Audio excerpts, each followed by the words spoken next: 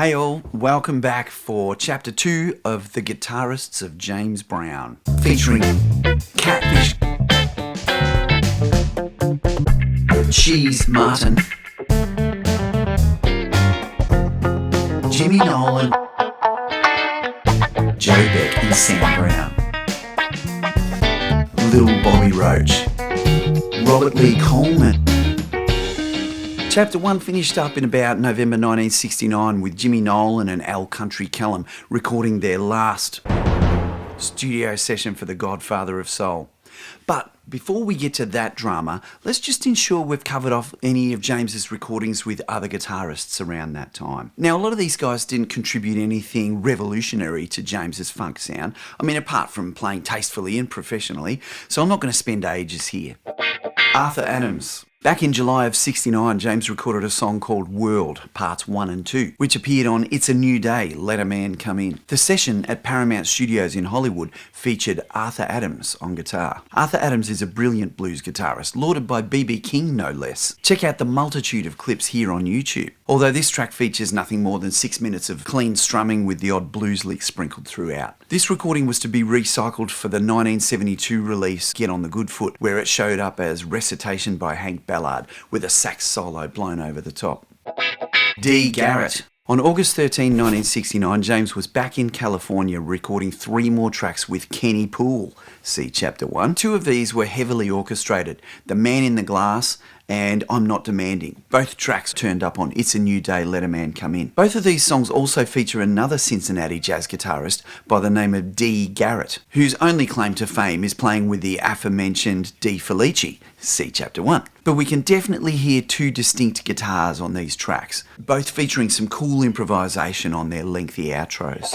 Bill Pitman and Louie Shelton. On November 10th and 11th, 1969, James recorded a big band album called Soul on Top with Louie Bellson and his 18-piece jazz orchestra at Western United Recorders in Hollywood. Louie Bellson's guitarists at the time were 2 absolute legends in the studio world, 2 members of the West Coast's notorious Wrecking Crew, the incredible Bill Pitman and the equally or maybe more incredible Louie Shelton, who played on this,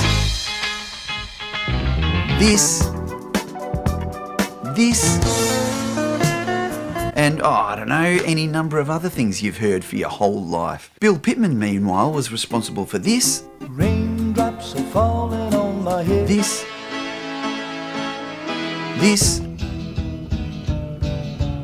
and on it goes. We only just lost Bill Pitman last year, aged 102. Louie Shelton, meanwhile, lives just over there in Queensland.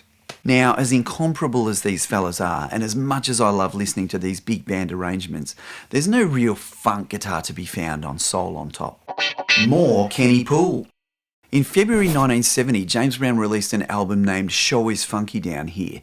Largely instrumental, this album is quite the excursion from his usual style. It's fuzzed out and psychedelic and reminiscent, or maybe prescient, of Parliament Funkadelic. It's a great listen, but sounds nothing like the choppy, assertive, one-take funk jams that James was nailing around this time. So what's going on here? The album's cover says, James Brown plays and directs the James Brown Band. We know James collaborated closely and regularly with Dave Matthews. Not that Dave Matthews, arranger and bandleader Dave Matthews. And we also know that James loved a production credit. It seems that arranger Dave had a side project named Grodeck Whipperjenny, a great name, which was an experimental prog rock psych funk outfit made up of Cincinnati jazz musicians, including one Kenny Poole. See Chapter 1. So I'm guessing in the course of producing his mate Dave's quirky project, which is a really cool album by the way, the ever opportunistic James Brown somehow secured half a dozen Grodeck Whipperjenny tracks from the same sessions for his own album. So I'm not sure whether the tracks on Show Is Funky were excess jams that didn't make the cut for Grodeck Whipperjenny, or if James indeed directed the band, as the cover claims. In any case, it's a really interesting album and contains tons of psychedelic guitar improvisation by local Cincinnati jazz legend Kenny Poole. See Chapter 1. Hey, you seem like you're sticking around. Make sure you've subscribed. That brings us up to date. It's March 1970, and according to Alan Leeds in his wonderful There Was a Time, the band, including Jimmy Nolen and Al Callum, had filed a list of grievances and gave James an ultimatum. Unless he came to the table to talk, they're going to walk. They're in Columbus, Georgia for a show, so they think they've got old mate over a barrel. Well, JB called their bluff. He refused to negotiate. But before I tell you how he managed that situation without cancelling the show, we need to go back to Cincinnati in the late 60s, where a bloke in his early 20s named Phelps Collins drafted his 16-year-old brother William into his soul band named The Pacemakers. One day, an A&R guy from King Records named Charles Sperling heard the Pacemakers rehearsing, as he tells it. I was riding through town and I heard these guys practicing. I just stopped, parked and listened to them. And I said to myself, all these guys need is a little bit of coaching. So then I went in, introduced myself and sat down and listened to them. They was at their mother's home. We ended up on the road for 3 years. Now, the reason Charles was so interested in these guys was that he was a singer-songwriter himself, and his position at King afforded him the opportunity to release some of his own tracks. He wanted the Pacemakers as his backing band. Consequently, they can be heard on a handful of great King sides from the late 60s, including the quite funky She Cried Just a Minute. The brothers Collins, known to us now as Catfish and Bootsy, also lent a wicked Pacemakers funk riff to a Hank Ballard track, 1969's Butter Your Popcorn.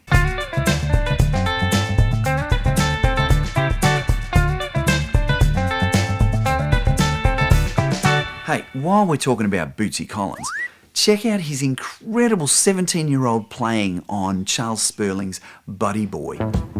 Why does a man try? Why does a man try to hold on? Young Bootsy's in P-bass triplet heaven and appears to be playing mostly by feel, controlling the time, leading on the one and driving the feel. Amazing. Anyway, back to Columbus, Georgia, March 9, 1970, where James is getting ready to go on stage without his ungrateful sideman, who had the unmitigated audacity to make ridiculous requests for things like fair and reasonable treatment, timely paychecks, I don't know, not getting smacked upside the head, I don't know. I don't know what was on the table. So what does the boss do? He sends his ever-faithful right-hand man, Bobby Bird, on a jet to Cincinnati to bring the Pacemakers back to Georgia to play the gig, with no prep time or rehearsal. Now, many accounts of these events seem to suggest that the Collins boys hadn't even met James Brown prior to this moment. However, James had produced many of the King recordings on which the Pacemakers played, such as Hank Ballard's Butter Your Popcorn. And if we wind back to July the 2nd, 1969, we find that Catfish, Bootsy and the rest of the Pacemakers had recorded 5.5 minutes of a high-energy funk track written by James called More Mess on My Thing. And it features Catfish improvising over many choruses.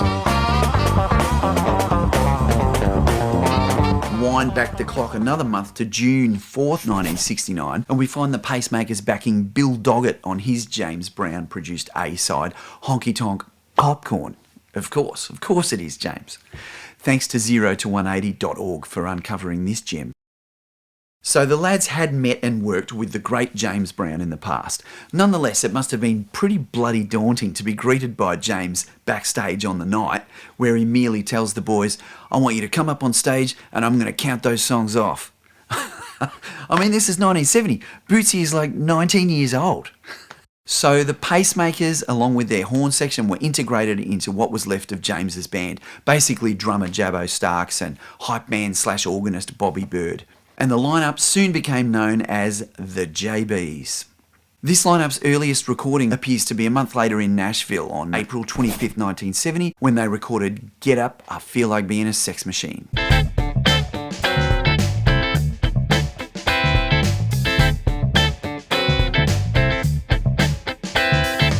Then, a month later on May 20, 1970, the JBs delivered a wicked groove called The Drunk. This is largely unknown amongst James Brown fans because it was put together by Dave Matthews for a Falstaff beer commercial. It was recorded at King Studios, Cincinnati, although the King Studios discography says the guitarist was our old mate Kenny Poole.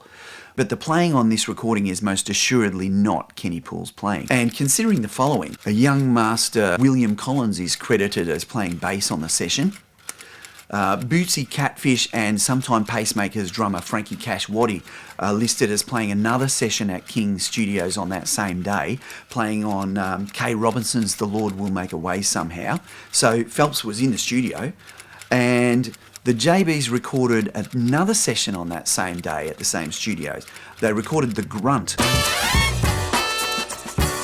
which some of you may recognise as Public Enemy's Night of the Living Bassheads. Here it is. Bam! And some others may recognise as the Black Eyed Peas' Labour Day. When I stepped in the room. All that leads me to make the very safe assumption that this great funk riff from The Drunk is Catfish Collins.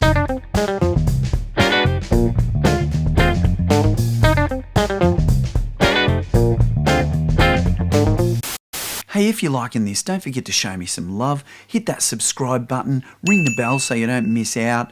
Head over to my Patreon where there's tabs for everything that I teach on here, including all this stuff. Or just thumb one in softly for me. The next JB session was June 30 in Nashville and turned out super bad.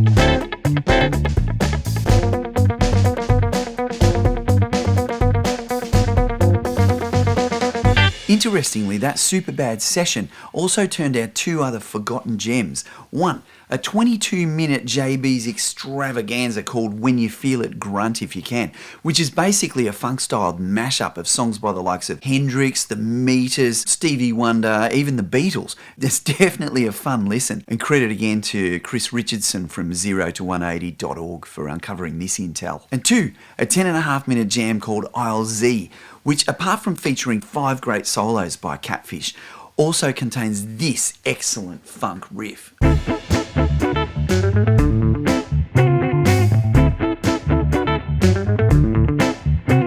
On July 23, 1970, the JBs played an important session at King Studios, where they recorded 4 tracks that would turn up on the live album Sex Machine, an album that many see as a high watermark in James's 1970s funk. Catfish & Co. play a new version of the title track, as well as a medley made up of Bewildered, I Got the Feeling, and Give It Up or Turn It Loose. Catfish sounds pretty cool on all of these. The actual live tracks on Sex Machine were recorded a year earlier on the 1st of October 1969, with Jimmy Nolen and Al Country Kellum playing hectic funk all over it. See Chapter 1. Then on September 10, 1970, the JBs were back in Cincinnati recording an instrumental tune, These Are the JBs, which features 16 bars of Catfish Collins soloing in what is becoming quite a recognisable voice on his instrument. He plays a lot of syncopated rhythms and favours octaves over single note passages. Around this time, the JBs were augmented with the addition of an absolute rhythm machine known as Cheese. Hearlon Cheese Martin's first documented appearance at a James Brown session took place on the 1st of October 1970 at Bobby Smith Studios in Macon, Georgia, where he played alongside Catfish on Talkin' Loud and Sayin' Nothin', one of my favourite JB grooves.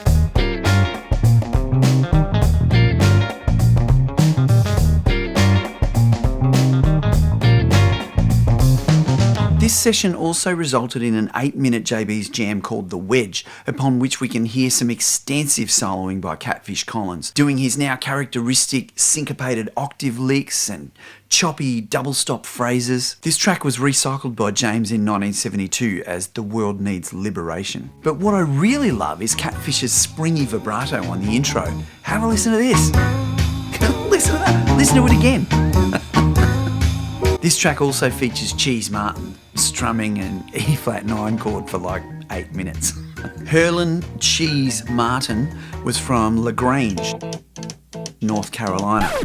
he formed a band called the Flams with his good mate Fred Thomas on bass. These guys held a Monday night residency at Small's Paradise in Harlem. Fred Thomas tells a story of James Brown sitting in with the Flams at Small's around the time that the Collins brothers were on their way out. Apparently he was so impressed he instructed his manager Charlie Bobbitt to hire the entire band. According to Fred Thomas's current guitarist, Gabriel Kaplan, or Cheese Jr., as dubbed by Fred, James took Cheese first to finish up dates with the current band. Then later, when Phelps and Bootsy left, bassist Fred Thomas and saxophonist Jimmy Parker joined the JBs. They developed as musicians and the two of them became a super tight unit. Cheese with his telly and Fred on his P-bass, although some James Brown recordings he played a jazz bass with flat wounds on it. On November 3rd, 1970, back home at King Studios in Cincinnati, Catfish and Cheese recorded a response to Super Bad, sung by one Myra Barnes, better known as Vicky Anderson. See Chapter 1. Super Good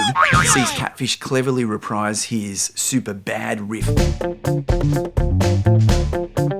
for the bridge on this jam. At this same November 1970 session, Catfish and Cheese recorded Get Up, Get Into It and Get Involved.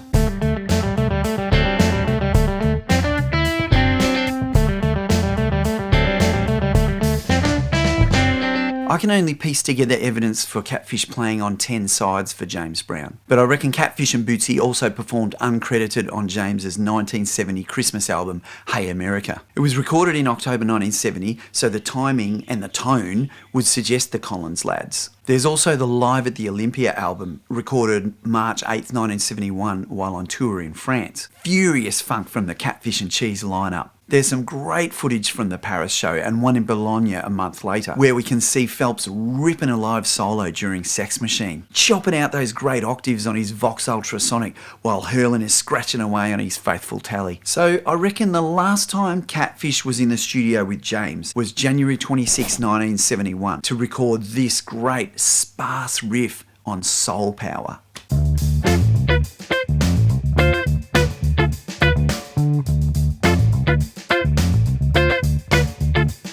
Surely Andy Taylor owes a debt of gratitude here.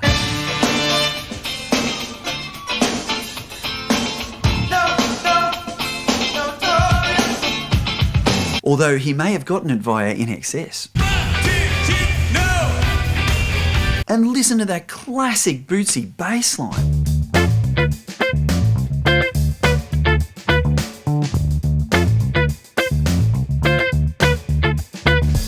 The Catfish and Bootsy edition of the JBs played about 50-something dates and recorded maybe 18 studio tracks in less than a year before parting company sometime between the 24th of April 71, when the group played on Teatro in Bologna, and 13th of May 71, when Hot Pants was first recorded in Nashville by a new JBs lineup. Hearlon's mate Fred Thomas on bass and Robert Lee Coleman on guitar alongside Cheese. They also recorded I'm a Greedy Man during that Nashville session, in which we can hear James name check Coleman and Cheese. In fact, Robert Coleman claims that the Hot Pants riff is his.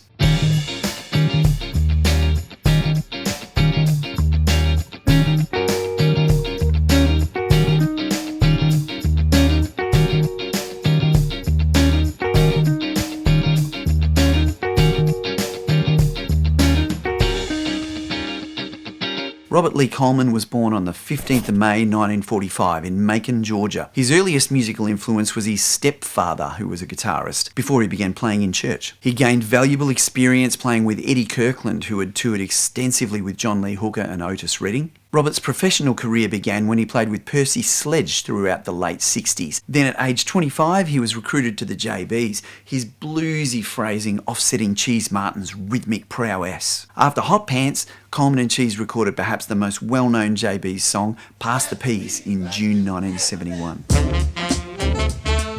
This was followed by sessions on July 12 and 13 in Washington, D.C., which turned out 3 of the 5 songs that wound up on the Hot Pants album, and a B-side, Hot Pants Road, which is quite possibly an even cooler version of the Hot Pants groove, I reckon, and which wound up as the B-side to Pass the Peas. And finally, Make It Funky, with its laid-back scratching and that absolutely minimalist second guitar part in the bridge. That's it!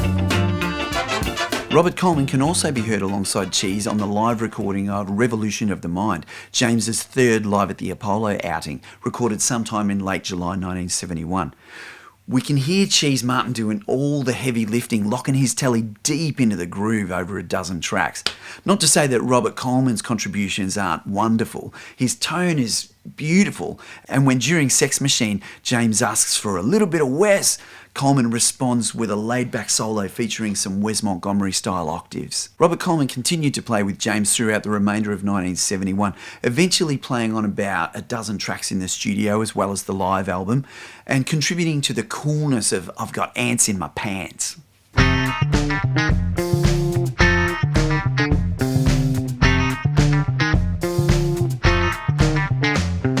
Around this time, Cheese wrote I'm Too Tough for Mr. Big Stuff, Hot Pants, for Vicky Anderson, or Barnsey as I prefer, which features some lovely funk guitar action, which I can only presume is the man himself in the left speaker, maybe Robert Lee Coleman on the right. Meanwhile, James ducked off to New York's A&R Studios, where he recorded Funky Side of Town with session musicians, including guitarists Joe Beck and Sam Brown. It's not super funky, and it's certainly not a well-constructed piece. It sounds like Hank Ballard is missing the half-assed vocal cues that James keeps spitting at him. But I like the riffs and the wah.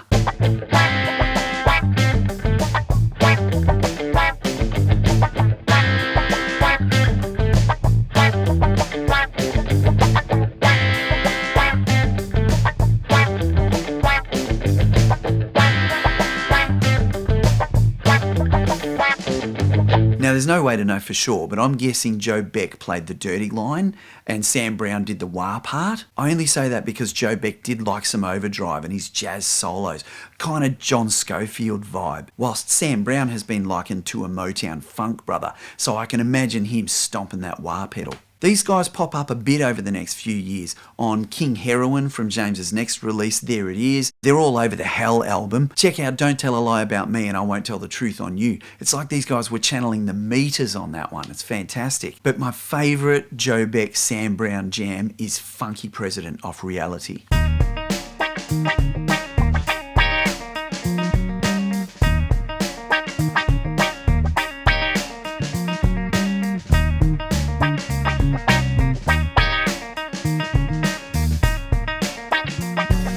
That was recorded around the middle of '74, and they really seemed to understand James's feel by that time. Joe Beck was always a jazz guy. Born in Philly, raised in Jersey, started his professional career at age 17 when he pretty much fell into a piano trio gig at a hot New York club, which saw him working pretty much every night of the week for about 18 months. According to a great interview he did with thelastmiles.com, he pretty much fell into an extraordinarily successful musical career.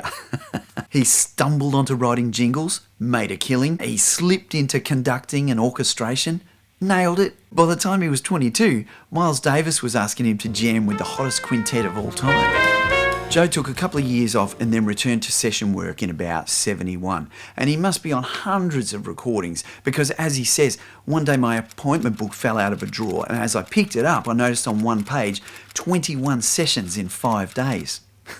Incredible. Aside from a ton of jazz greats, Joe appears on albums by Burt Bacharach, Duke Ellington, Gloria Gaynor, Quincy Jones, Buddy Rich, Paul Simon and Jimmy Smith. Sam Brown was an old school jazz man. He was born in '39 and played with the likes of Louis Armstrong, Astrid Gilberto and later Keith Jarrett. According to Jeff Skunk Baxter, he was a mad bebop player, although his Keith Jarrett stuff is kind of full on and cranks the distortion. Sadly, both Joe Beck and Sam Brown are no longer with us. Joe died with lung cancer in 2008, whilst poor old Sam was murdered in his apartment by an intruder back in 1977.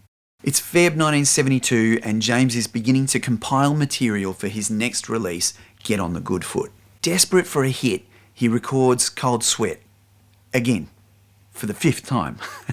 There was the original single featuring Jimmy Nolen and Country Callum, recorded in May '67. Then the Live at the Apollo Volume 2 version in June '67. The great piano version with the Di Felice Trio in Feb '69. The instrumental version on Ain't It Funky, which was the same as the original version, but with Nolen playing the melody with that weird out-of-phase tone that he liked.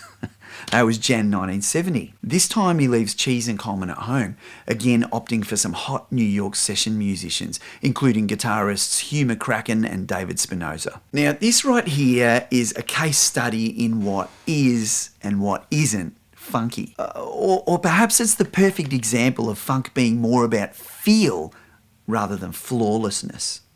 David and Hugh are amazing guitarists. I'll reveal in a moment all the places you will have heard them. They played Cold Sweat accurately, cleanly, perfectly in tune, precisely in time, and it sucks. It's just not funky. That day the fellas also played on the slow acoustic-driven track Public Enemy No. 1, which would show up later on in the year on There It Is. It's better because it's not trying to improve on a Nolen Kellum groove. David Spinoza was always a session guitarist. I mean, he was a mere 21 years old when he played that Cold Sweat session. And later the same year, Linda McCartney called him up to play on Ram. I'm not even going to try and list his amazing credits. Just go and look him up in Wikipedia and prepare to be gobsmacked. But what I will tell you is that in addition to playing on the McCartney album, he's also the lead guitarist on Lennon's Mind Games, and he also played on Ringo the Fourth. That's 3 out of 4. You've also heard him here, here, and here. This is David. Honesty. And this. And this. David is still playing, killing it with the likes of Steve Gadd and Tony Levin. Meanwhile, Hugh McCracken, who also popped up on at least one other track on Get on the Good Foot, had an equally amazing session career. He played on this, and this. You've heard him here, and here. This is him, and this. And on the single most recognisable guitar intro in all of yacht rock history. Unbelievable. After giving so much to the world, Hugh passed away from leukemia in 2013. So James has cobbled together a motley collection of tracks. His Resurrected World, originally recorded back in July '69 with Arthur Adams on guitar, he's just chucked a sax solo over the top while Hank Ballard dribbles on about James's badness for 6 minutes. He's also recycled JB's jam track The Wedge. Remember Catfish's intro? He has Cheese and Coleman playing on Make It Funky with Coleman's minimalist riff. He has a shit new version of Cold Sweat and a smattering of other hired gun recordings. He's re-recorded 65's Ain't That a Groove just for an organ solo. In fact, he's also recorded Please, Please, Please just so he can talk over it about his early days for 12 bloody minutes. He's desperately casting about for a hit to make this collection marketable. So who does he call? Our old mate from Chapter 1, Little Bobby Roach. Now, I had the absolute pleasure of hearing this and many other amazing stories from the gentleman himself. I started out by asking him how he came to be playing on Get on the Good Foot. He said James sent for him. Sent for me.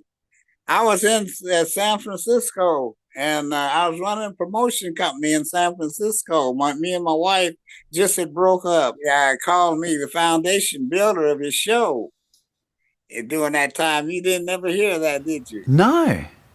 Yeah, he named me foundation builder of his show. I played 6 strings, chords, and James loved the sound. And he had all different kind of guitar players come and ask for my job. Yep. And he said, man, I wouldn't trade Bobby for all the guitar players in the world. BB was on the show with us at the Fillmore West. We had just our 2 axes on that show. And BB stayed side the stage that whole show. And he watched the band. He said, and when we got through playing, he came up to me. He said, man, that's the biggest 5-piece band I ever heard in my life. And I went and told James about it. And James looked at me. He said, Bobby, he said, that's where you get rewarded for playing those big 6-string chords. He said, that's a lot of the bottom because we only had 1 horn at the time. J.C. Davis, Buckethead, we called it. B.B. King. Yeah. That's unreal. because James kept me with him I lived with him, and we were together 24 hours a day for at least 3 years straight. Wow. And that's the kind of friendship that we had. And I slept on his living room couch. It was made into a bed, fold-away bed. And I stayed there with him for 3 years solid. I was with him from 1957 to late 1960. Bobby also tells the story of a show at Orange Theatre in Orange, California. He said, he called me on stage and placed his arm on my shoulder and told the audience the story of how I helped him through the lean days and of helping him write his songs. And then he sung, I Found Somebody to Love Me. There wasn't a dry eye in the house. I had to fly to Cincinnati, Ohio. And I flew there, and we played a club with Jimmy Reed, downtown club in Cincinnati. James picked me up at the airport, and when I got there, the Flames had been drinking a lot because they drank white satin and lemon juice. And they had a whole card table full of bottles. And the owner came downstairs and he seen all this liquor bottles. And he got mad because they wasn't buying liquor from the bar. So he fussed and argued with them and told them they were fired.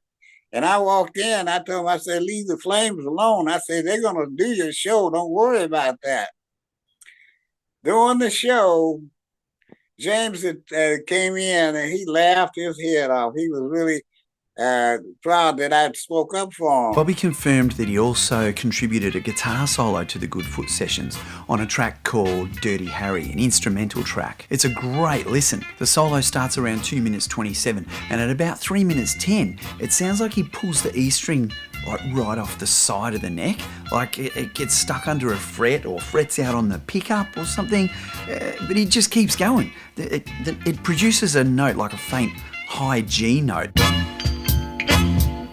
And he just picks that a couple of times and sort of incorporates that into the solo, and it's great. It's become my favourite part of that solo. It's really cool. Sometime after the Goodfoot sessions, Clean Living Bobby was back in Fresno when a so-called friend slipped acid into his drink. It affected Bob quite severely. He says he went to play his gig with his quartet that night and he just couldn't play a note. He felt like he'd lost all his scales and skills and knowledge on the guitar, and certainly his confidence.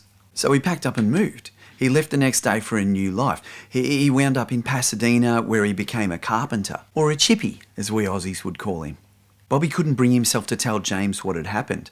He said James often invited him back, even flying him to shows and then urging him on stage.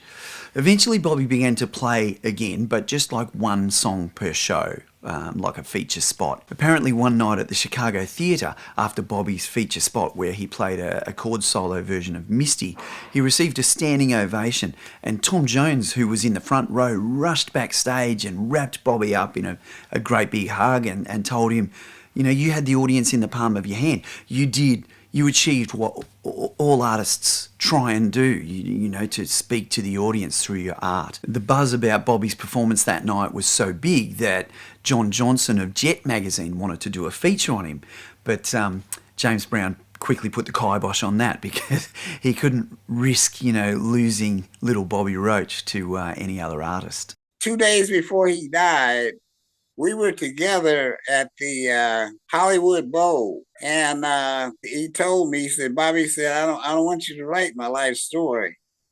And I didn't answer him one way or the other because I didn't know what the future was going to bring. But now that so many things have been told that weren't true, I want to write his life story now. Yeah. To let people know what he was all about, because James, he was a genius in his music all the way. I was with him when he was what they call a raw diamond.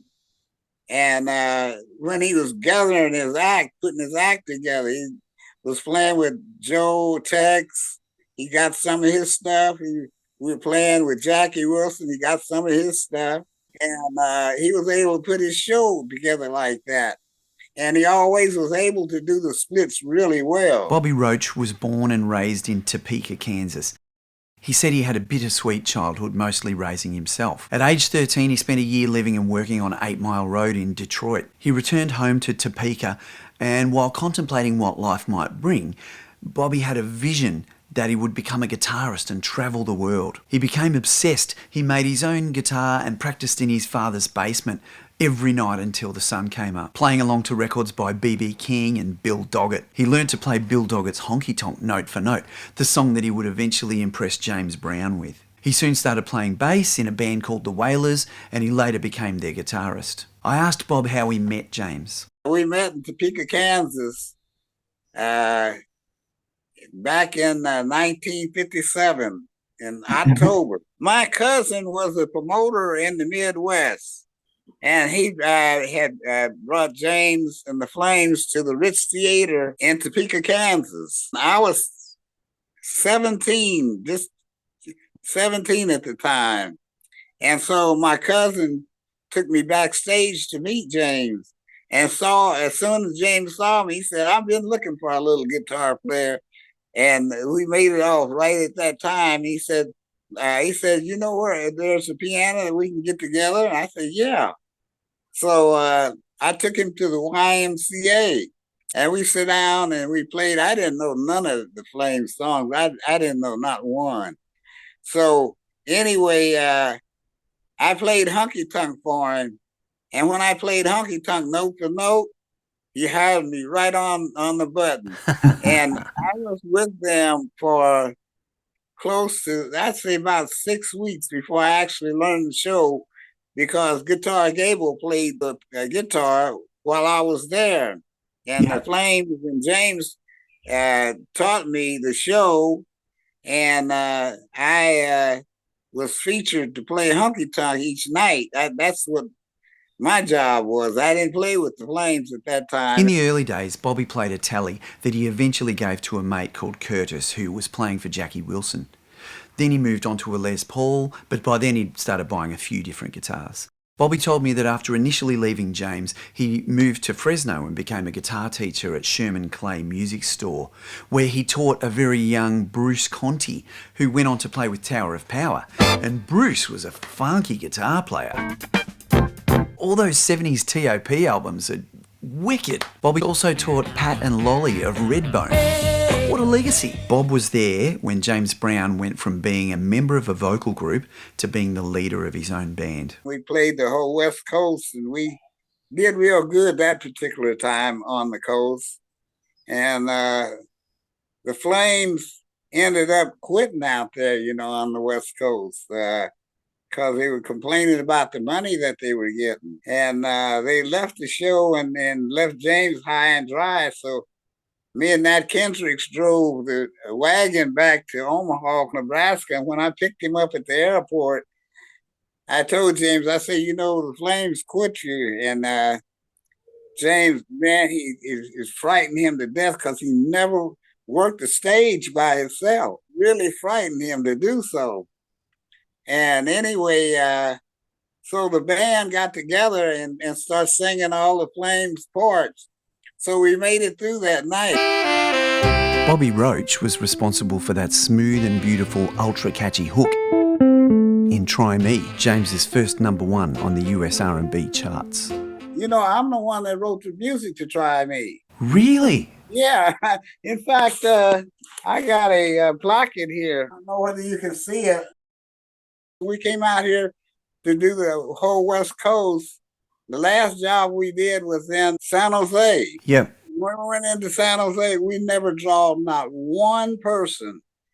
So the promoter gave us money to drive back to Macon. And on the way back, James was so tore up about the whole situation, he drove all the way to Alabama.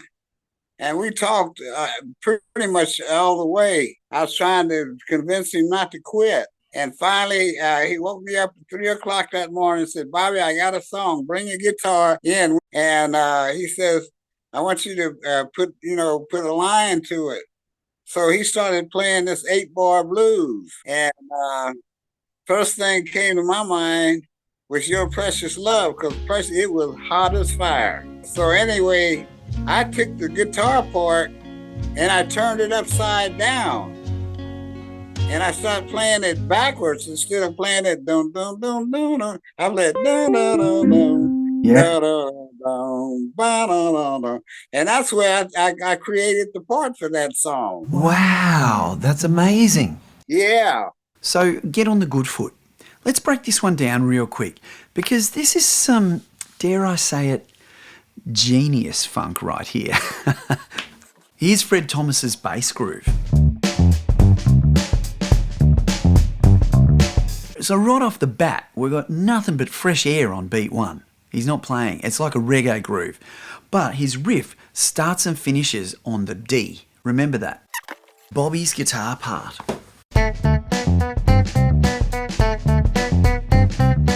He's playing every eighth note, but all staccato, like Fred's bass. So much space. And he's outlining a D seventh chord, running up and down from the fifth to the flattened seventh, relentlessly, like a hi-hat pattern. And here's Fred Wesley and his horns.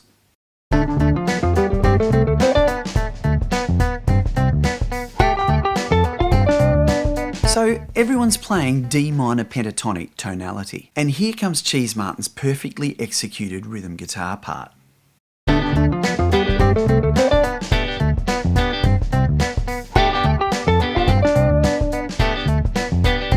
A G chord. It's brilliant because the ambiguity it introduces keeps us hanging, keeps us interested, you know. It's like the entire song is waiting to resolve. Are we on the good foot yet? I feel a little unbalanced. Genius. Meanwhile, Catfish and Bootsy.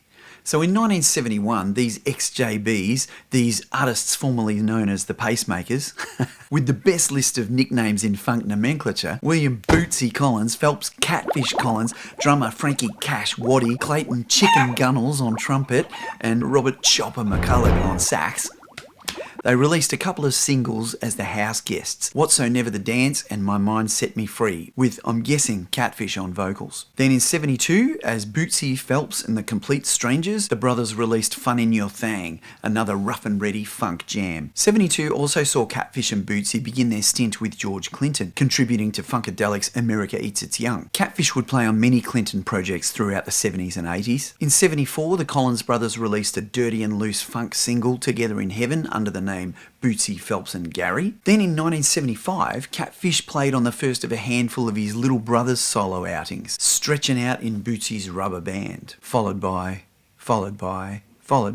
Along the way, Catfish was seconded by a couple of former bandmates for their solo efforts, such as Fred Wesley and the Horny Horns and Bernie Worrell. The ever-smiling Phelps Catfish Collins died of cancer in 2010 at the too young age of 66.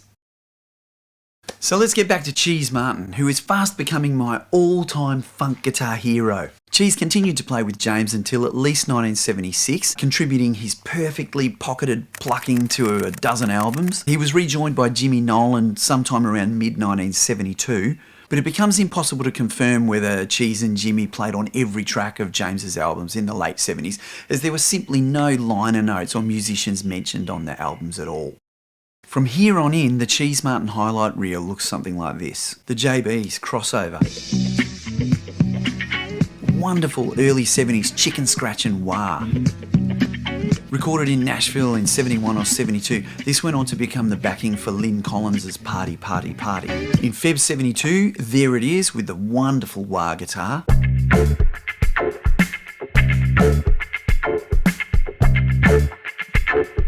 In November 72 on a track called Make It Good to Yourself, along with Jimmy Nolen.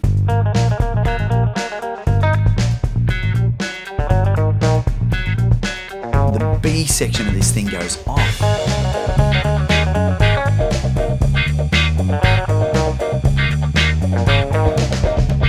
In 73, with Sly, Slick and Wicked, a track called Show Enough, also with Jimmy Nolen. Excellent track. Cheese plays some tasty octaves in the left speaker while Jimmy chanks over on the right. In 73, on Lee Austin's Tutti Frutti, check out Jimmy scratching on the right while Cheese plays this riff that I've stolen countless times when I've been called upon to pretend to funk. The Boss from 1973, again with Jimmy Nolen, and a very out-of-tune bass guitar. This one was sampled for You Played Yourself.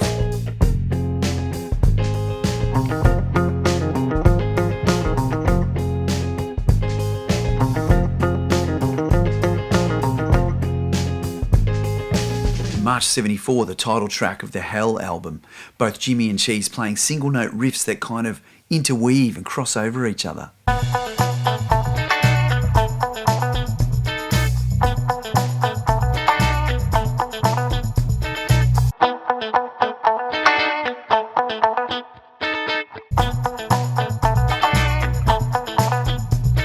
then in March 75, a track called Turn on the Heat and Build Some Fire, again with Jimmy Nolen. Just wah scratching perfection on this one.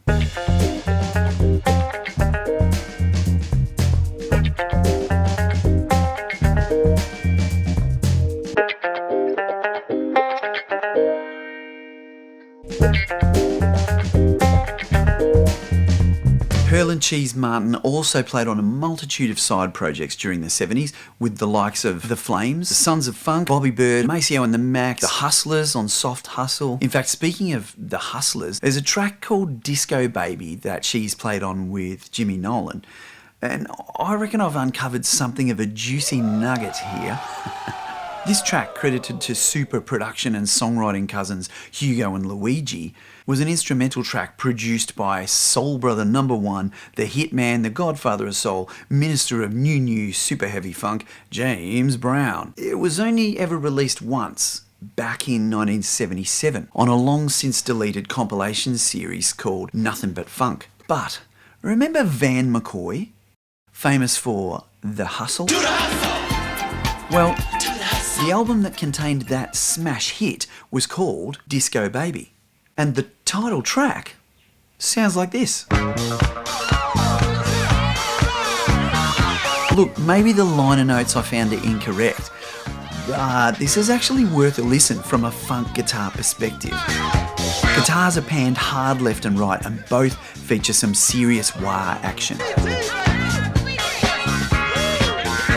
I imagine Jimmy is on the right because it's an auto wah, which we know was one of the onboard effects in that kooky Stratofresher that he played. See Chapter 1. And then Cheese's time was done. James Brown had booked Madison Square Garden in July 75 against manager Charlie Bobbitt's sage advice.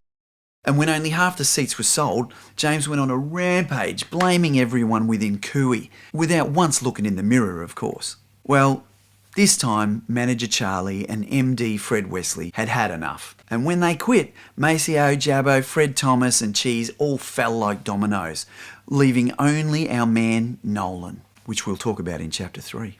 If you've enjoyed this and want to support me to do more of the same, head on over to my Patreon. All the tabs are there. Thank you.